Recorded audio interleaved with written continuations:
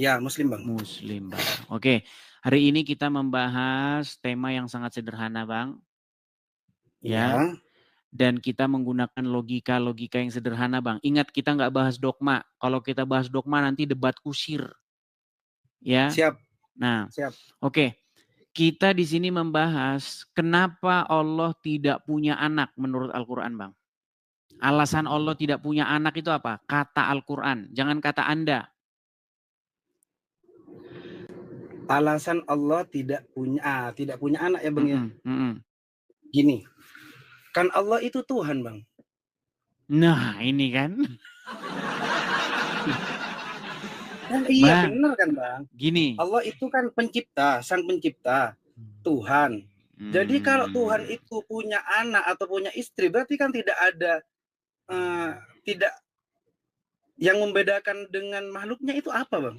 Kalau misalnya Allah itu punya anak atau punya istri gitu. Baik. Sudah? Sudah. Oke. Monggo.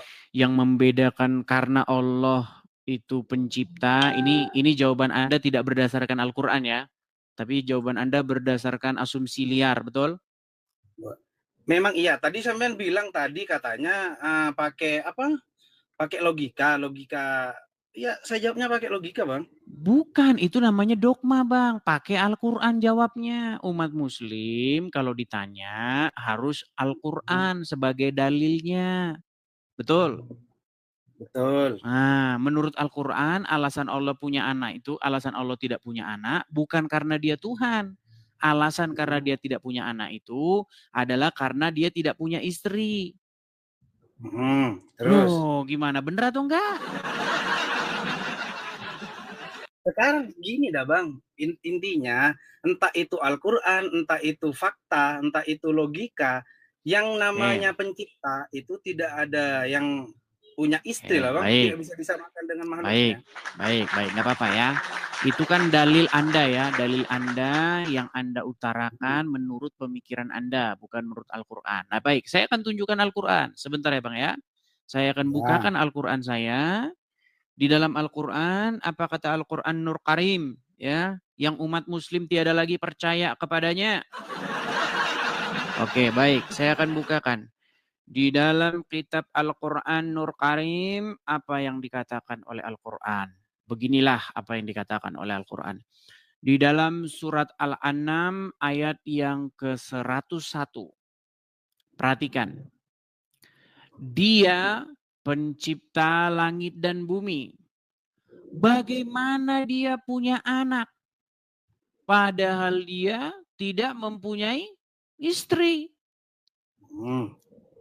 Nah, alasan Allah tidak punya anak karena apa?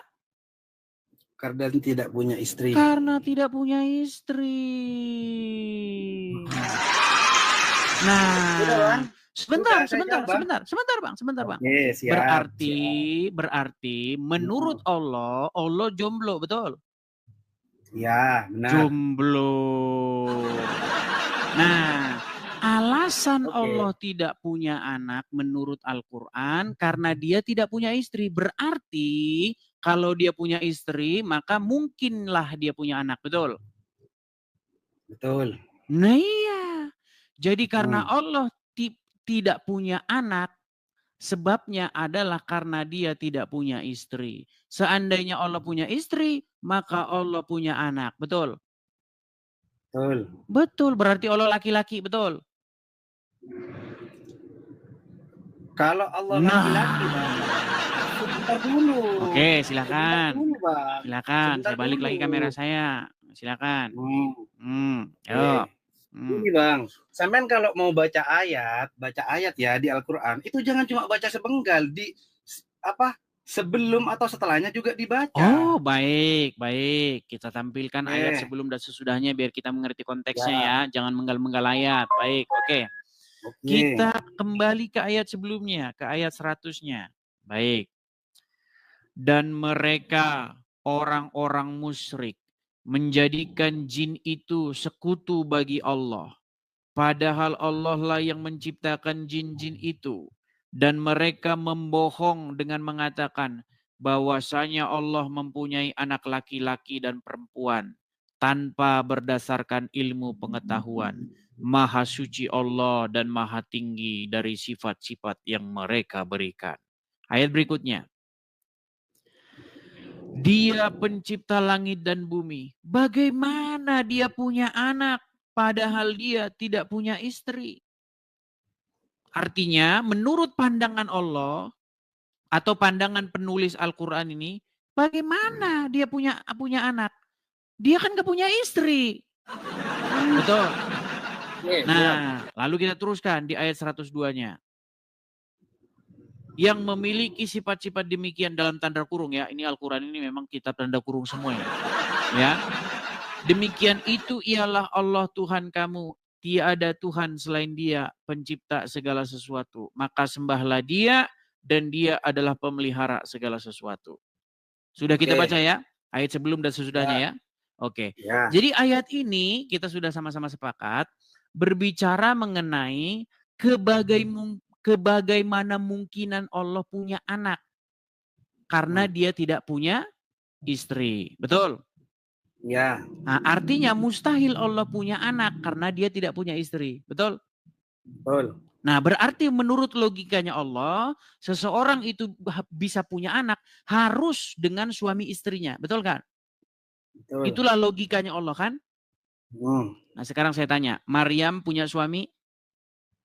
Tidak. Apakah dia punya anak? Punya. Berarti bisa nggak seorang punya anak tanpa ada pasangannya? Bisa, Maryam itu, Bang. Nah, kenapa Allah nggak bisa? Bang. Maryam itu sekarang gini, saya nanya ke Abang. Iya. Berarti siapa yang lebih hebat? Sebentar, siapa yang lebih hebat? Siapa yang tidak ada mustahil baginya? Allah apa Maryam?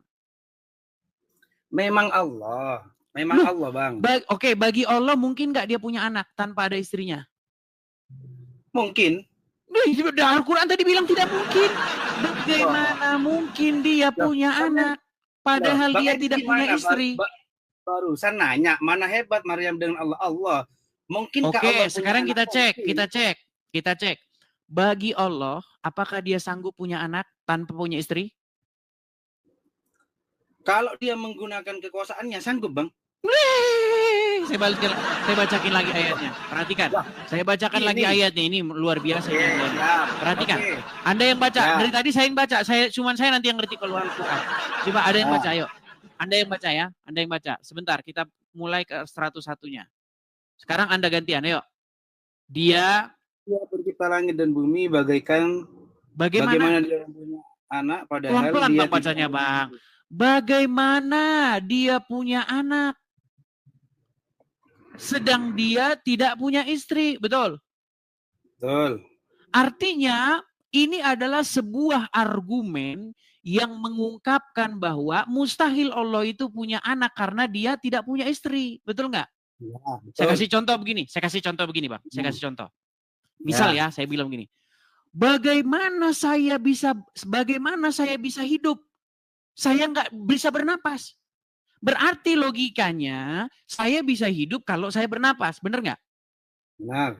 Nah, tadi ayat itu berkata, bagaimana mungkin Allah punya anak karena dia tidak punya istri? Artinya kemungkinan atau kebisaan Allah itu punya anak menjadi tidak bisa karena dia tidak punya istri, betul? Gini loh, Bang. Allah itu tidak bisa disamakan dengan makhluknya, Bang. Aduh, jangan ke situ. Jangan ke situ. Gini, jangan fokus gini. Fokus dulu, Bang. Gini, fokus dulu. Apa yang membuat Allah tidak mungkin punya anak? Karena apa menurut ayat itu? Menurut ayat itu memang tidak punya istri. Karena tidak punya istri. Sebab itulah, dengar Bang, sebab itulah dia tidak punya anak. Seandainya dia punya istri, punya anak nggak dia? Kalau seandainya dia punya istri, ya punya anak, Bang. Iya. Makanya saya bilang, Allah lagi jomblo. Dulu di sini gimana? Dulu, ya kan? Nah, Bagaimana Allah mau punya istri yang Allah tidak bisa disamakan dengan makhluknya? Kalau Allah Loh, disamakan dengan kata makhluknya, siapa, apa Bang? bedanya dengan Abang manusia? bilang Allah tidak disamakan dengan makhluknya. Sekarang saya tanya, Allah punya tangan nggak? Nggak tahu saya, wallahu a'lam. Wah, wah, Kan wah, saya wah, tidak wah, pernah wah, wah, ketemu. wah, wah, wah. Kalau saya tunjuk Allah punya tangan gimana? Wah, Bang, gini Bang, yang dimaksud Al-Quran, Allah punya tangan, Allah punya kepala, Allah punya kaki, itu hanya kiasan Bang. Dari mana? Di mana ayatnya itu kiasan? Wah, misalnya ada nekat ayat yang nyata. Bang, tidak ada ayatnya yang bilang bahwa itu kiasan. Allah itu punya tangan, tapi tangannya itu kiri kanan semua. Lu bisa? Ini saya tunjukkan dalilnya lagi. Ini banyak orang muslim ini belajar sama saya, teman-teman ya. Nih ya, teman-teman ya. Saya akan tunjukkan kepada Anda bahwa Allah itu punya tangan. Perhatikan ya, Bang ya. Perhatikan, saya akan tunjukkan bagaimana hadis mengatakan Allah punya tangan dan tangannya kanan semua. Baik. Kita akan tampilkan ya teman-teman bagaimana Allah punya tangan dan tangannya kanan semua. Perhatikan. Perhatikan.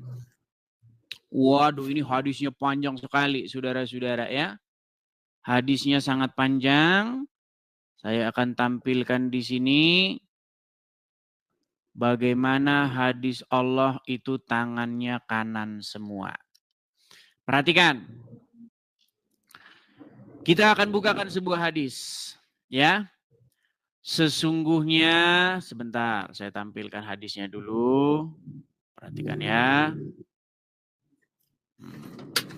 Mana ini tangan? Hadis tentang tangan kanan Allah itu kanan semua. Sebentar. Mana sih ya?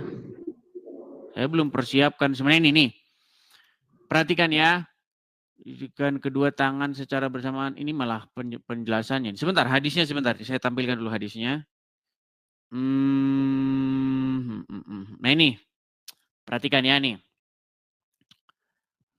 Dikatakan ya. Sebentar.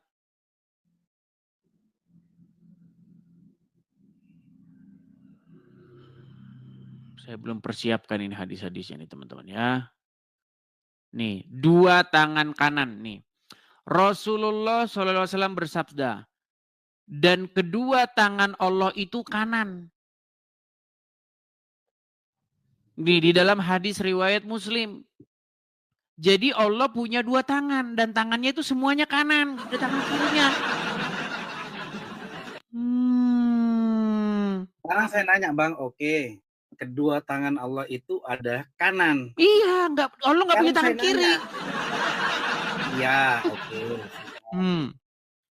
Ya. Abang tahu yang dimaksud hadis itu, Bang? Bang, Muhammad juga nggak nerangin Bang. Yang jelas bunyi ayatnya begitu. Kedua tangan Allah itu kanan semua.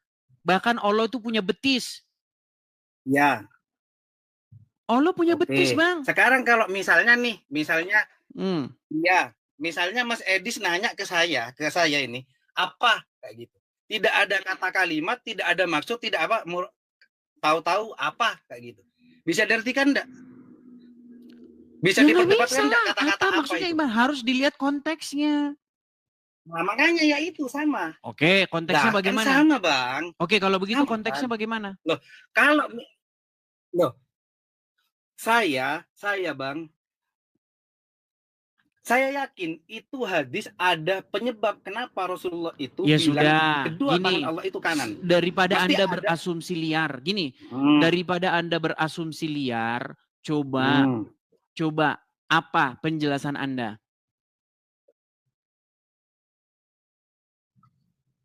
Begini Bang, saya jujur, saya baru. Anda tidak tahu kan? Iya, nih saya tunjukin lagi Bang. Nih Bang, saya tunjukin hadisnya ya Bang. Lari dia. Kabur.